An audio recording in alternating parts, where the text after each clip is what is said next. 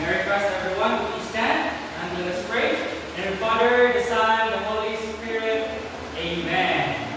So may I request everyone to please pick up a piece of paper, ilalagay sa inyong mga chairs, kung namin makita, and also i-arrange before lingkod.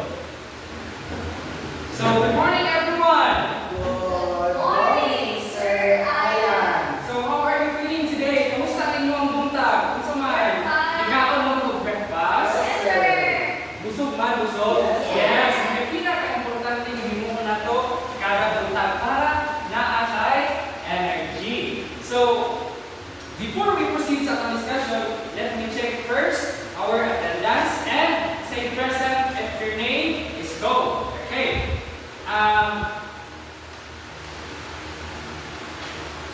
Let's start with Bordon. Present? Present, sir. Barrios? Present, sir. Luis? Present. Modosta? Present. And Shanice? Present. Okay, everyone is present today. Okay, before we proceed sa ating discussion, let us first recap sa ating classroom rules. Okay, firstly, isa po first na classroom rules. Let's read. Key is to ensure your workspace is clean. Yes, kung sa po everyone, kung sa itong nadunggan.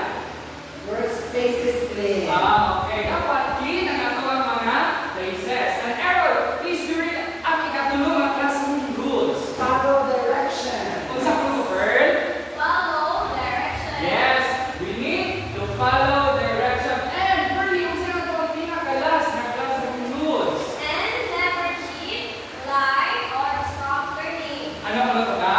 Never cheat, sir. Okay, dili dapat mag-cheat kay bad na mag-cheat. Okay, so kung sa man ano to ang previous na to nag-discuss last meeting. Okay, Aaron, kung sa to? About, sir, educational pedagogy and the organizational ones. Yes, about sa to mga educational pedagogy. And then, nabang yung nakatunan last meeting?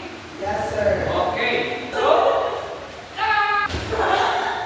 Good afternoon once again, children. Hello, sir. This afternoon, we have going to have a motivational activity entitled "Look Around and Give Me Something." I have here some pictures of teacher is teaching the student, and I want you to do is I would say, for example, give me the picture that there is a student like that. You understand? And you will give me the picture that I am asking for to you. Okay? Understand? Okay.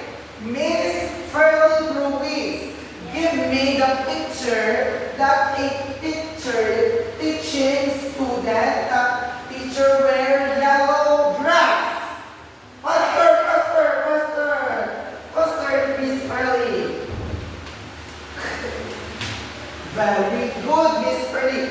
Please, I will give Miss Ferlin a pasabog clap. This is the pasabog clap. 1, 2, 3. Pasabog, pasabog, pasabog. Again, let's give Miss Ferlin a pasabog clap. And 1, 2, 3. 1, 2, 3. Pasabog, pasabog, pasabog. Very good. And we are finished for our motivational activity. Let's go on now in our activity proper. Before that, okay, yes. excuse me, may ko Okay, Miss Campos, Third Campos. Okay, now, before we're going to our activity, what did you learn? Or ano bala ko ang mga picture na ako? Miss Ferlin. What happened method of teaching? Very good. Teacher is teaching, no? About teaching. And now, let's explore more. Let's explore more. I have here an activity entitled 3 picks 1 word. I have here, okay. The 3 picks 1 word. I have here 3 picture and this picture have a meaning. So, i-guess nyo kung ano siya ang mean sa isang picture in 1 word. From Mr. Campos, please answer. For me, the first picture is die.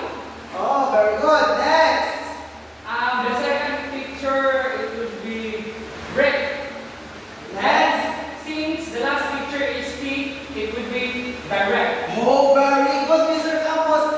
Let's give sex bomb clap to Mr. Campos. This is the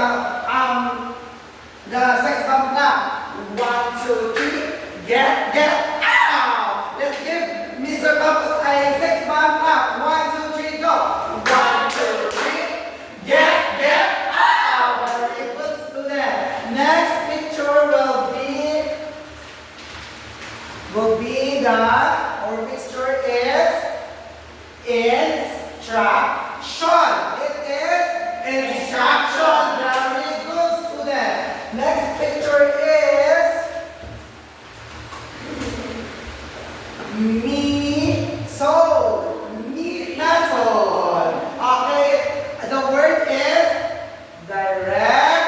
Instructional method. Oh, ano ayan ang direct instructional method? And how it will be related on our topic. So, for you, Mrs. Pearly, ano ayan ang aton nga topic this afternoon, Miss Pearly, For please? history, it's all about teaching method. Oh, Mr. Campos, slide in. Kamay lagi. I seconded, sir. Oh, Miss Rodosta. Okay, Miss Rodosta is very good. Miss Rodosta is correct. Our topic this afternoon is all about the direct instructional model. But before we begin or in our direct instructional model, we're going to first the objectives. Our objectives at the end of the lesson define the definition and core background of the direct instructional model. Analyze and know the advantages and disadvantages of direct instructional model. Identify key components of the application of direct instructional model. So are you ready for our discussion this afternoon? Yes, sir. Okay, very good. So when we say direct instructional model, it talks about the teacher-centered approach. No? It is a centered approach. So, the modeling, it is said that the I do, the we do, and the you do, or the scaffolding. Mga magandang scaffolding, amat-amat. The I do, it means ako anay. I will be demonstrating here the dance steps and everything. And then, we do. Maupod ka mo sa akon, maupod ka, ari sa tunga, ari sa una, ako sa likod. And then, the you do.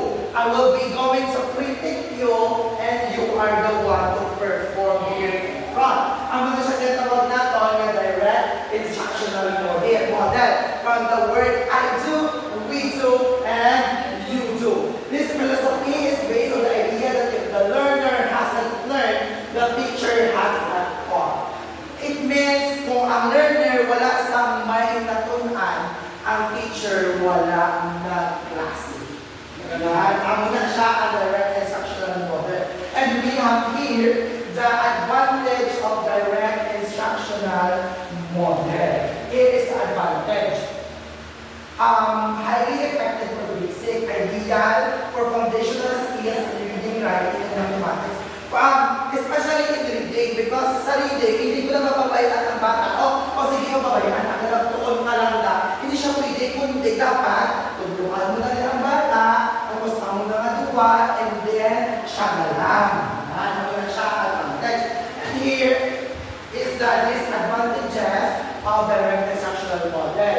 Student may engage in active learning or critical thinking because there are some students na mas gusto nila pilion mag-isa nga mag-study kaysa sa matupod sila. Ano na siya. And then, we have here the key components, the small increments. Breaking down, complex, no? It has into small, teachable steps. Until ka na hinay until maalang ang complex, naintindihan na Mr. Campos very good. Explicit teaching concept through demonstration. Siyempre, teacher-led, lectures, and then ang mga demonstration. So, sa physical education, especially physical education, mas first na yung demonstration, and then kabalo na ang mga estudyante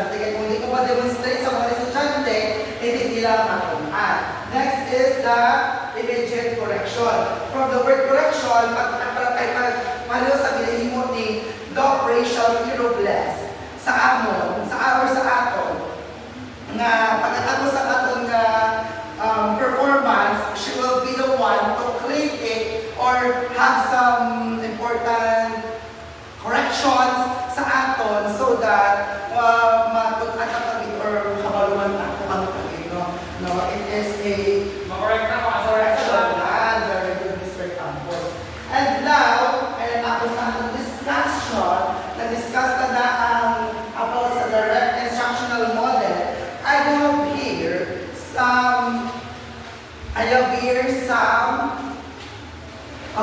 have here some question for you. So, ang siya, from what you have learned in the lesson, in your own idea, Mr. Campos, ano or tell me the advantages and the disadvantages of direct instructional model. Kanda, Mr. Campos? Okay, very good, Mr. Campos. Again, let's give pasabog clap to Mr. Campos. 1, 2, 3. Pasabog, pasabog, pasabog. Okay, Mr. Campos. Next, Miss Ruiz or Miss Ferdinand Ruiz. Could direct instructional model be beneficial to the learners? Very good, Miss Furley. Let's give sex bomb clap to Miss Furley. 1, 2, 3. Get up. Okay. So you're so very fun today. You're interactive children. So, we are finished for our analysis. We'll go to our abstraction. Okay. Abstractional question.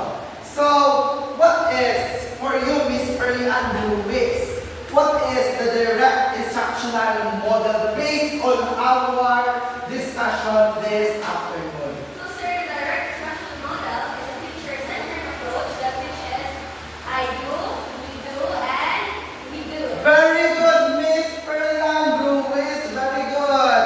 Please claim your prize to me later, okay? After class. Okay. Next is Miss Rochelle. What is, or give me at least the two disadvantages of direct instructional model?